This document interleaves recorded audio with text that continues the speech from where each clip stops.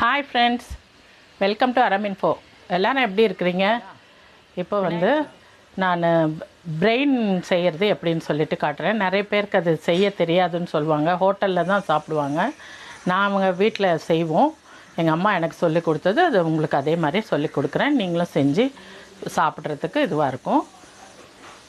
வீடியோக்கு போகிறதுக்கு முன்னாடி சப்ஸ்கிரைப் பண்ணாதவங்கெல்லாம் சப்ஸ்கிரைப் பண்ணுங்கள். பெல் பட்டனை ப்ரெஸ் பண்ணுங்கள். வீடியோ பார்க்கும்போது லைக் பண்ணி இது பண்ணுங்கள், ஷேர் பண்ணுங்கள். ரெண்டாவது ஃபுல் வீடியோவும் பாருங்கள். அப்போ தான் உங்களுக்கு எல்லாம் எப்படி எந்த ஸ்டேஜில் இருக்குதுன்றதை பார்த்தா தான் நீங்கள் அதே மாதிரி சமைக்கிறதுக்கு முடியும். அதனால தான் ஃபுல் வீடியோவும் பார்க்க சொல்கிறவங்களே. வாங்க வீடியோக்குள்ளே போகலாம்.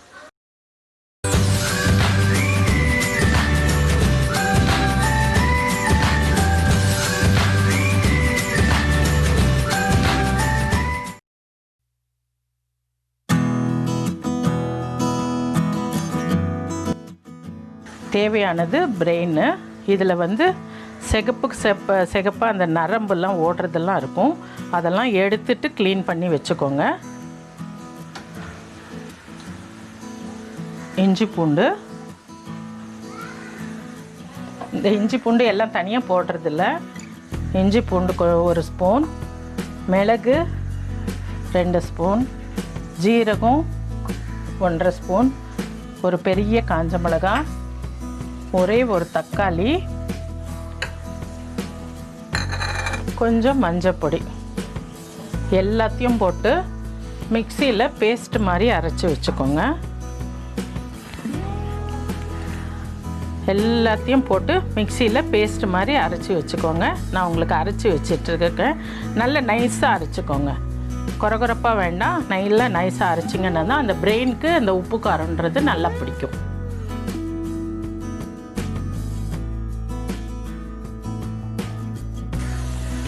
எண்ணெய் காஞ்சிருச்சு. எண்ணெய் காஞ்சதும் 1 ஸ்பூன் சோம்பு போட்டுக்கோங்க தாளிக்கிறதுக்கு.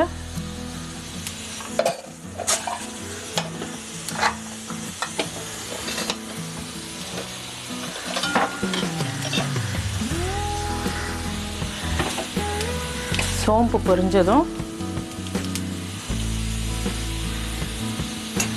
கொஞ்சம் சிம் பண்ணிவிட்டு போட்டுக்கோங்க. ஏன்னா பிரெயினில் கொஞ்சம் தண்ணியெல்லாம் இருக்கும். அதை இருத்துட்டு போட்டாலும் படபடன்னு வெடிக்கும். அதனால் கொஞ்சம் சிம் பண்ணிவிட்டு இதை போட்டுக்கோங்க. அப்புறமா மீடியம் ஃப்ளேமுக்கு வச்சுக்கோங்க.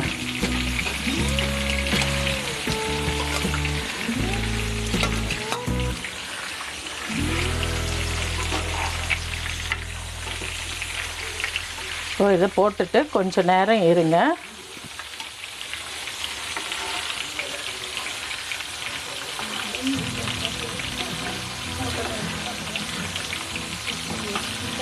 நம்ம ரொம்ப சீக்கிரமாக செய்யக்கூடிய ஒரே நான்வெஜ் ஐட்டம்னாக்கா எக்குக்கு அடுத்தது பிரெயின் தாங்க.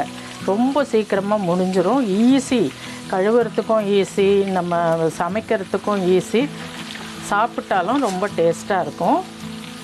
இப்போ பாருங்கள், இப்படி திருப்பி போட்டுக்கோங்க. ஃபஸ்ட்டு அந்த கலர் மாறிடும் இல்லையா?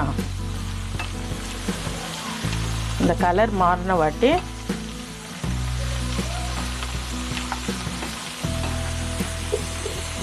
இதுக்கு நம்ம அரைச்சி வச்சுருக்கோம்ல பேஸ்ட்டு, என்னென்ன, ஒரு தக்காளி, 2 மிளகு, 2 ஜீரகம், இஞ்சி பூண்டு 1 ஸ்பூனு, மஞ்சத்தூள் 1/2 ஸ்பூனு, அப்புறம் காஞ்ச மிளகாய் 1, கொஞ்சம் உப்பு போட்டு எல்லாத்தையும் நைஸாக அரைச்சிட்டோம்ல, அதை போட்டு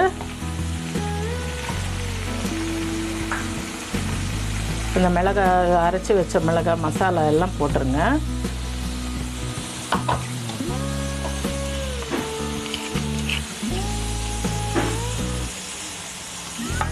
கொஞ்சமாக தான் தண்ணி ஊற்றணும், இதுக்குள்ளே ஊற்ற வேண்டாம் அதுவும்.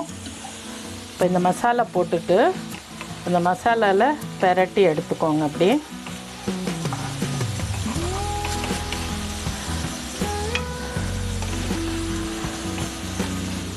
இப்போது அதை செக்மெண்ட் பண்ணிக்கோங்க.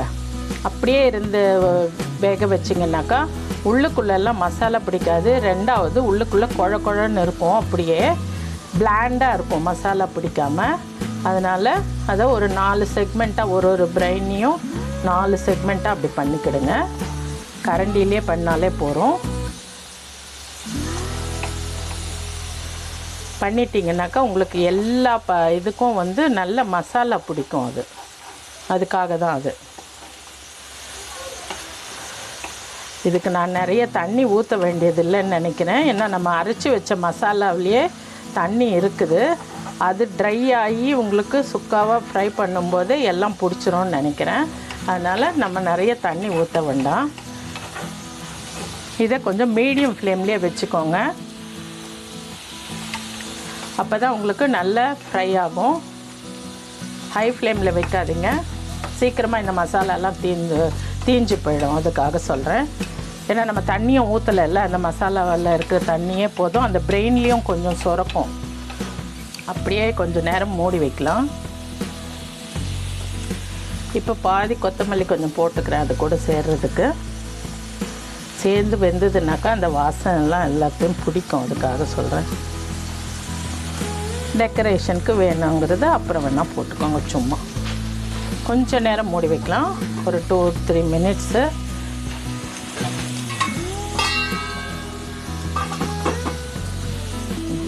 பாருங்கள், தண்ணியெல்லாம் கொஞ்சம் கொஞ்சமாக சுண்டி வருது. நல்லா ட்ரை ஆகிற வரைக்கும் சுண்டட்டும். நடுவில் ரொம்ப கிளறிடாதீங்க. அந்த பிரெயின் வந்து இதுவாகிடும், அப்புறம் மொத்தம் ஸ்மாஷ் ஆகிடும். அப்புறம் பிரெயின் சட்னி மாதிரி தான் வைக்கணும். இதை கொஞ்சம் திருப்பி விடலாம், அடியிலையும் வேகணும் இல்லைங்களா. அதுக்காக கொஞ்சம் நல்ல மசாலா இருக்கிற பக்கமாக பார்த்து திருப்பி விட்டுக்கலாம்.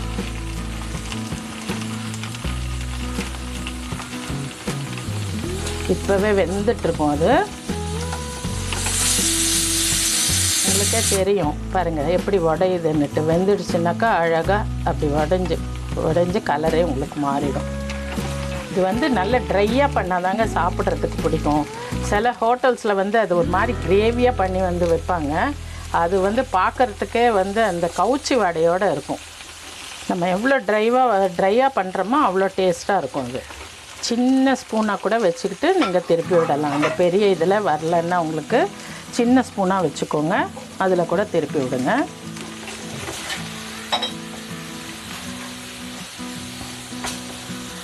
நான் மீடியம் ஃப்ளேமில் தான் வச்சுருக்கேன் பாருங்கள். ஹை ஃப்ளேமில் வைக்காதீங்க. அப்போ தான் உங்களுக்கு நிதானமாக வெந்து உங்களுக்கு அழகாக ஃப்ரை ஆகும் பிரெயின். பாருங்கள், அழகாக வெந்து இருக்குது. டீப் ஃப்ரை ஆகின மாதிரி ஆகிடும் உங்களுக்கு. அப்படியே இந்த மசாலாலாம் அப்படியே நல்லா அந்த பிரெயின்குள்ளே பிடிச்சி நல்ல காரசாரமாக இருக்கும் சாப்பிட்றதுக்கும். பாருங்கள், நல்லா ட்ரை ஆகிடுச்சு. இப்போ இதில் இருக்கிறதெல்லாம் வந்து ஊற்றி இருக்கிற நம்ம ஆயிலும் அதில் இருக்கிற கொழுப்பும் கரைஞ்சி தான் இப்போது உங்களுக்கு மேலே தெரியுது.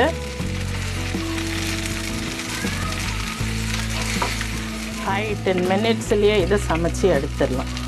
இது க்ளீன் பண்ணுறது மட்டும் நான் சொன்ன மாதிரி அந்த ரெட்டு பிளட் வெசல்ஸ் எல்லாம் போகும் பாருங்கள், அது எல்லாத்தையும் க்ளீன் பண்ணிவிடுங்க.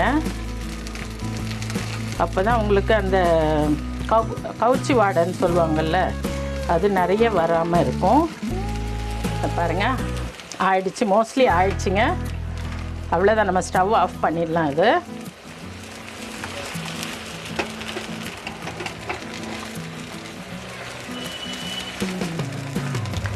பார்த்திங்களா, நம்ம இறக்குனோம்னாக்கா அந்த நுரையெல்லாம் அடங்கிருச்சுனாக்கா ட்ரையாக இருக்கும். புரியுதுங்களா? ட்ரையாக இருக்கிறது தெரியுதுங்களா? அந்த அடுப்பில் வைக்கிறதுனால தான் அந்த நுரை வந்துக்கிட்டே இருக்குது. அதை எடுத்துட்டோம்னாக்கா உங்களுக்கு ட்ரையாக இருக்குது. பார்த்திங்களா? முதல்ல நீங்கள் பார்த்ததுக்கும் இப்போதைக்கும் பிரெயினோட இதுவே உங்களுக்கு டிஃப்ரென்ஸ் தெரியுதுங்களா? நல்லா அந்த மசாலாலாம் வந்து அந்த பிரெயினில் அப்படியே கோட்டாகி நிற்குது. நல்லா உள்ளேயும் பிடிச்சிருக்கும். உங்களுக்கு சாப்பிட்டிங்கன்னா அவ்வளோ டேஸ்ட்டாக இருக்கும். இறக்கும்போது கொஞ்சம் பெப்பர் பொடி தூவி இறக்கிடலாம்.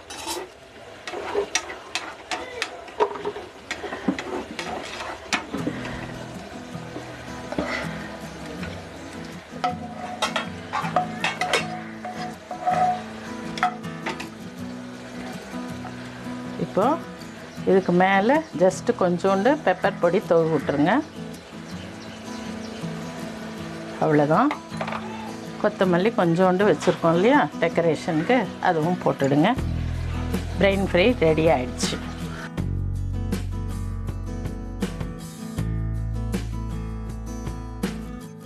பிரெயின் ஃப்ரை செஞ்சு முடிச்சாச்சு. நம்மளோட டேஸ்ட் மேக்கர் இதுக்காக வெயிட்டிங். அவர்கிட்ட கொடுத்து எப்படி இருக்குன்னு சொல்லிட்டு கேட்கலாம் வாங்க. இதுக்கு மேலே வேணும்னாக்கா கூட நீங்கள் டேங்கி இது வேணும்னாக்கா இல்லை லெமன் ஜூஸை கூட ஊற்றிக்கலாங்க. நான் ஊற்றலை, அப்படியே தான் கொடுக்குறேன். பிரெயின் ஃப்ரை செஞ்சு முடிச்சாச்சு. இது அவரோட ஃபேவரட் டிஷ்ஷு. இப்போ நான் கொடுக்குறேன். அவர் சாப்பிட்டு பார்த்துட்டு உங்களுக்கு எப்படி இருக்குன்னு சொல்லுவாருங்க. சாப்பிட்டுட்டு சொல்லுங்கள். இது பெப்பர் ஃப்ரை தான் பண்ணியிருக்கீங்களா? Pepper fry.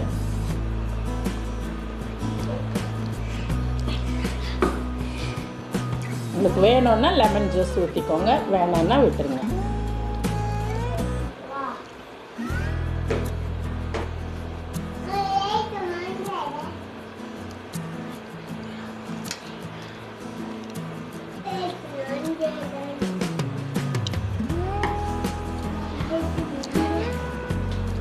மசாலாலாம் நல்லா பிடிச்சிருக்கு, ரொம்ப நல்லா இருக்குது,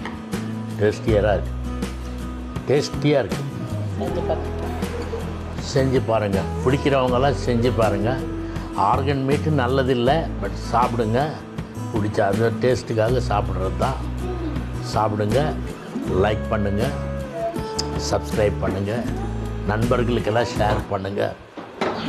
உலகெல்லாம் பரவட்டும் என் மனைவியின் சமையல் கலைகள்.